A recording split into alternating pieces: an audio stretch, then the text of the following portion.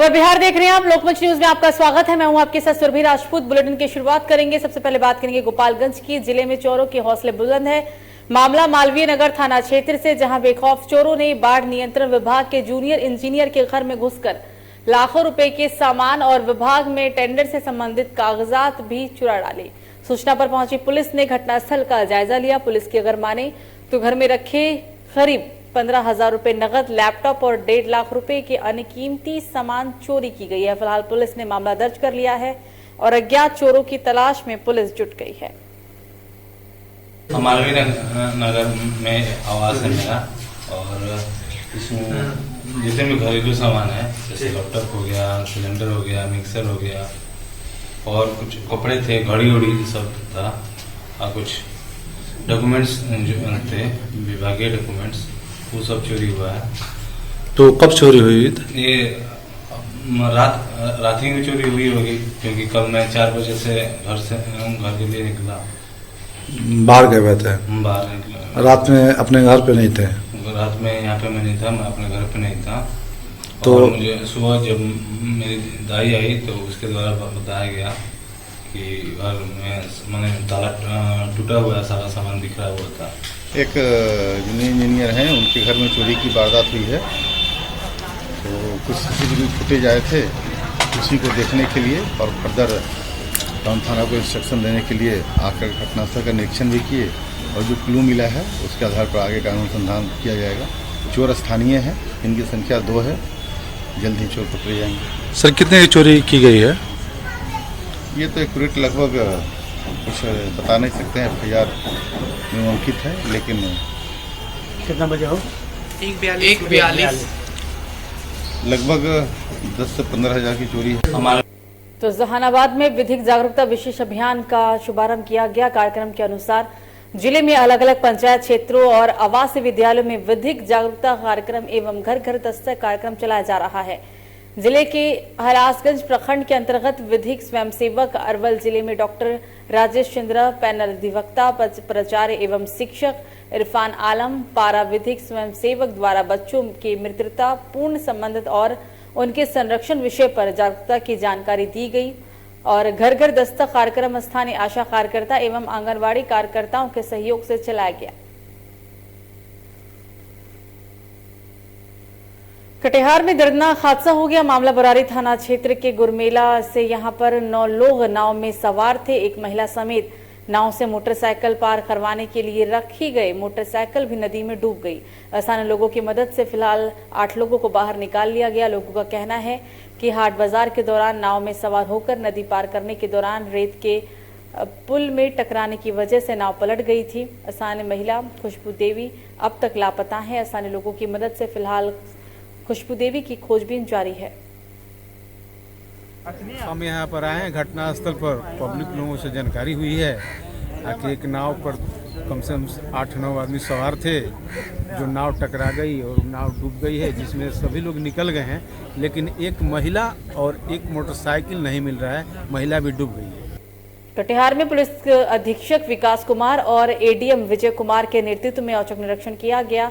आपको बता दें कि 3 थाना के पुलिस समेत पुलिस अधिकारी और 70 पुलिसकर्मी निरीक्षण में शामिल हुए। पुलिस अधीक्षक विकास कुमार का कहना है कि कटिहार जेल में निरीक्षण के दौरान 2 पेन ड्राइव समेत कुछ संदिग्ध सामान कैदियों के वार्डों से बरामद की गई है।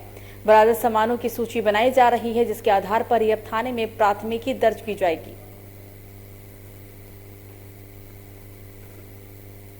कटिहार जेल का औचक निरीक्षण किया गया है, और निरीक्षण के क्रम में 2 पेन ड्राइव और कुछ सामान मिला है, उसकी सूची बनाई जा रही है। संदिग्ध वस्तु भी मिली है? नशीली? नहीं, नशीली वस्तु कोई नहीं मिली है, और नहीं कोई मोबाइल मिला। सूची बनाई जा रही है, जब्ती सूची, उसके आधार पर अग्रिम कार्रवाई की जाएगी। कटिहार जेल।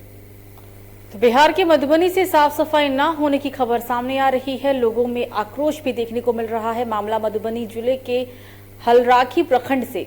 यहां छठ पूजा में महज अब कुछ ही दिन बाकी है, लेकिन अभी तक एक भी छठ घाटों की सफाई का कार्य शुरू नहीं किया गया। खासकर फुलहर गांव के पौराणिक बाग तड़ांग के छठ घाटों की स्थिति को देखकर ऐसा लग रहा है कि इस साल भी कचरे और जलकुंभी के बीच ही खड़े होकर सूर्य भगवान को अर्घ देना पड़ेगा। लोगों को चिंता हो रही है कि अगर प्रशासन की ओर से साफ सफाई नहीं हुई तो फिर व्रतियों को दिक्कतों का सामना करना पड़ सकता है। स्थानीय लोगों का यह भी कहना है कि दीपावली से पहले सभी घाटों का सफाई हो जाना चाहिए था। घाटों की साफ सफाई कराने का आदेश देने के बावजूद भी एक भी घाट का सफाई काम शुरू नहीं किया गया। मनाया जाता है, साल साल सब साल बनाते हैं। पर साल आगे आपने किया था, एमकी साल गाँव लोग कोई नहीं मरम्मत में लगा है, कोई नहीं लगता है, कोई पहल नहीं है। सरकार बोलते हैं जैसे कुछ नहीं अलाव है, एकदम हम कहते हैं जरूर जरूर जरूर। क्या नाम हुआ? सीता सरन दास, फुलहर, आहरलाखी, मधुमनी। तो मोतिहारी में एक बार फिर से मानवता शर्मसार हुई है। मामला शहर थाना क्षेत्र से कचरे के ढेर में 2 नवजात का शव मिलने के बाद से इलाके में हड़कंप मच गया। सैकड़ों के लोग वहां पर मौजूद हैं। मौके पर पूर्व लोकसभा प्रत्याशी अनिकेत रंजन पहुंचकर जिला प्रशासन से मांग करते हुए नजर आए हैं कि आसपास के क्लिनिक की सीसीटीवी कैमरा जांच की जाए और इस घिनौने काम का पर्दाफाश किया जाए। अनिकेत रंजन का कहना है कि चंपारण की सत्याग्रह की धरती पर ऐसा घिनौना काम रोजाना होता है। कुछ ओंझी मानसिकता के लोग हैं जो पैसों की खातिर मानवता को शर्मसार करते हैं।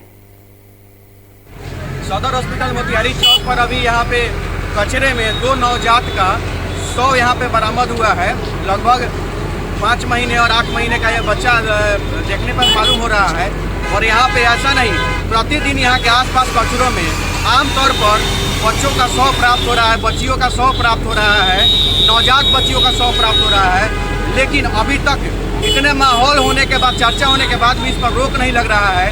ये सबसे बड़ी चीज इंसानियत को शर्मसार करने वाली बात है, मानवता को शर्मसार करने वाली बात है। और सबसे बड़ी बात है कि जिला प्रशासन से लेकर के कोई विभागीय कार्रवाई इन लोगों पर नहीं हो रहा है। हमने पहले भी मांग किया था कि जो बच्चियों को सड़क पर फेंक दिया जाता है तो जिलाधिकारी महोदय के द्वारा या सिविल सर्जन महोदय के द्वारा एक जांच कमेटी का गठन हो और वह जांच कमेटी आसपास के सभी सीसीटीवी कैमरा का जांच करे। और निश्चित रूप से जांच अगर सीसीटीवी कैमरा का होता है तो जो आरोपी है वो पकड़ा जाएगा और उस पर सख्त कार्रवाई होगी। अगर एक आरोपी पर सख्त कार्रवाई हो जाती है तो फिर दोबारा किसी का हिम्मत नहीं होगा इस तरह का घिनौना काम करने का।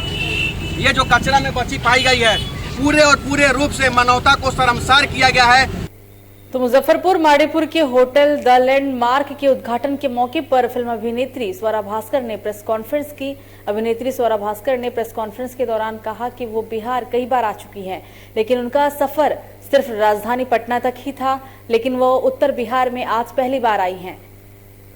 उन्होंने होटल लैंडमार्क के बारे में कहा है कि ये सुरक्षित और सारी सुविधाओं से लैस है। यहाँ 5 सितारा होटल की सभी सुविधाएं उपलब्ध है, जिससे यहाँ रहने वाले लोगों की काफी सुविधा भी उन्हें होगी। उन्होंने महिलाओं के सशक्तिकरण पर कहा है कि महिलाओं की आवाज सुनी जाए, क्योंकि शक्ति की स्रोत महिला ही है और महिला परिवार की जड़ भी होती है। मैं अपने दिल की गहराइयों से धन्यवाद देता हूँ कि मुजफ्फरपुर में इस तरह का इंतजाम करके यहाँ के नागरिकों को, यहाँ आने वाले पर्यटकों को इस प्रकार का सुविधा इन्होंने दिया है। इनको धन्यवाद देते हैं। यह होटल फले फूले, इनकी दिन दुगनी रात चौगनी तरक्की हो, यही शुभकामना देते हैं। और आज के मौके पर मदरसा बोर्ड के हमारे चेयरमैन साहब भी हैं और अनेक गण्यमान्य लोग हैं। सब लोग इनको शुभकामना देने के लिए आए हैं। हम भी इनको दिल की गहराइयों से शुभकामना देता हूँ। तो बिहार के मुजफ्फरपुर में आईपीएस विकास वैभव एक निजी होटल में पहुंचे। उन्होंने युवाओं को वहां संबोधित किया। आईपीएस विकास वैभव ने कहा है कि यहाँ के युवा अपार सकारात्मक ऊर्जा व क्षमताओं से भरे हुए हैं। अगर अपने भविष्य को हम उज्जवल देखना चाहते हैं तो हमें बड़ा सोचना होगा और जातिवाद और संप्रदायवाद जैसे लघुवादों से ऊपर उठकर राज्य व राष्ट्रहित में आंशिक ही सही, लेकिन कुछ न कुछ निस्वार्थ सामाजिक योगदान आवश्यक समर्पित करना होगा। इस अवसर पर जिले के कई गणमान्य व्यक्ति मौजूद रहे।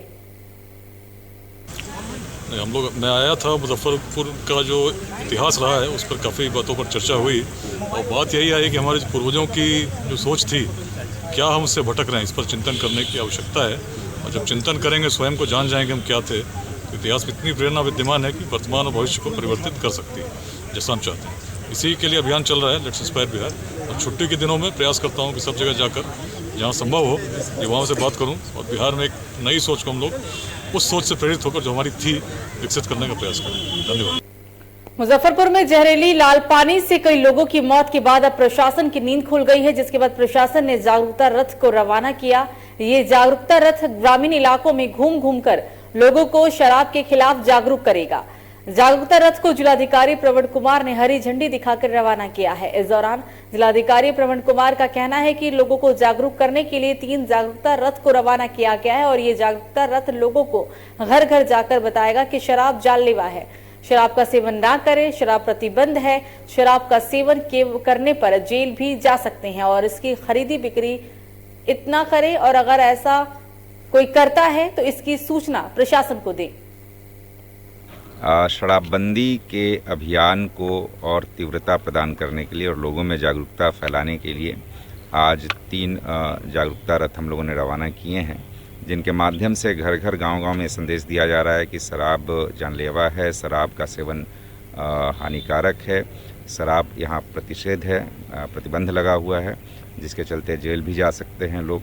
तो इन सभी चीज़ों का प्रचार प्रसार लगातार कराया जा रहा है। इसके अतिरिक्त लगातार छापेमारी एवं अन्य कार्रवाई भी की जा रही है। उसी परिप्रेक्ष्य में आज प्रचार रथ रवाना किया गया है। सुपौल में पंचायत चुनाव के मद्देनजर प्रत्याशियों ने जनसंपर्क अभियान तेज कर दिया है। इसी कड़ी में सुपौल जिले के पीपरा प्रखंड की जिला परिषद पद की महिला प्रत्याशी श्यामा देवी लगातार मतदाताओं के बीच पहुंचकर न केवल जनसंपर्क कर रही है बल्कि मतदाताओं का आशीर्वाद भी लेने में जुटी हुई है। सबसे पहले तो हम जनता ही जो है आपको जिला परिषद भाग संख्या 10 के मतदाता को हम अपना प्रणाम नमस्कार सलाम करना चाहता हूं और मेरा कहना है जो जाति पाति से ऊपर उठ के यहाँ मतदान करे और उसके बाद जो हमारा होगा कर्म वो दिखा जाएगा। तो इस बीच बेगूसराय से एक बड़ी खबर, अमर शहीद ऋषु की अंतिम यात्रा लोगों ने नम आंखों से दी है विदाई। वंदे मातरम के जय घोष से गूंजा आकाश। नौजवानों छात्रों ने पाकिस्तान मुर्दाबाद के नारे लगाए। लोगों में पाकिस्तान के खिलाफ काफी गुस्सा भी देखने को मिला। ये जनसैलाब बेगूसराय से आप देख रहे हैं। अमर शहीद ऋषु की अंतिम यात्रा की ये तस्वीरें हैं। लोगों ने नम आंखों के साथ उन्हें अंतिम विदाई दी और उनके अंतिम विदाई के दौरान वंदे मातरम के नारे भी लगाए गए। नौजवानों छात्रों ने पाकिस्तान मुर्दाबाद के जमकर नारे लगाए।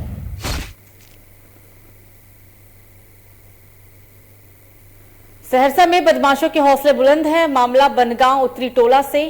घर में लूटपाट करने की नीयत से आए बदमाशों ने 2 लोगों को चाकू मारकर गंभीर रूप से घायल कर दिया। घटना के बाद परिजनों ने आनन फानन में घायलों को इलाज के लिए अस्पताल के अंदर भर्ती कराया, जहां इलाज उनका जारी है। घायल पीड़ित की पत्नी की अगर माने तो पड़ोस का आशुतोष उर्फ बउआ ठाकुर 4-5 अज्ञात लोगों के साथ मुंह में गमछा लपेटे अचानक घर में घुस गया और घर के अंदर रखा बक्सा लेकर भागने लगा। इस दौरान बदमाशों को पकड़ने की कोशिश की गई, लेकिन बदमाशों ने कन्हैया ठाकुर दिनेश ठाकुर को चाकू मारकर गंभीर रूप से घायल कर दिया और मौके से फरार हो गए। रात में चोरी हो गई है। बैग था रखा हुआ, तो लॉक किया हुआ था और श्रृंगार का दुकान था, उसमें चोरी हो गया पूरा, ताला तोड़ करके। किस वक्त चोरी हुई और आप लोग कहाँ थे? हम लोग भीतर रूम में थे।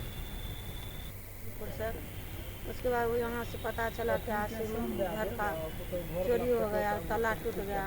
यहाँ आए तो देखे तो पूरा सामान संपत्ति सब कुछ खता हुआ था, जेवर जाल जितना चीज़ सब कुछ चोरी हो गया, कुछ नहीं है बचा मेरे पास में। कहाँ की घटना है? यही डुमरेल में। कब हुई?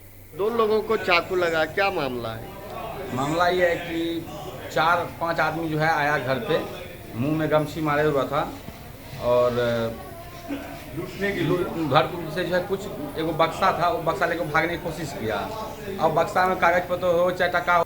फिलहाल खबरों में मुझे दीजिए इजाजत। लोकमंच न्यूज पर खबरों का सिलसिला जारी रहेगा। नमस्कार।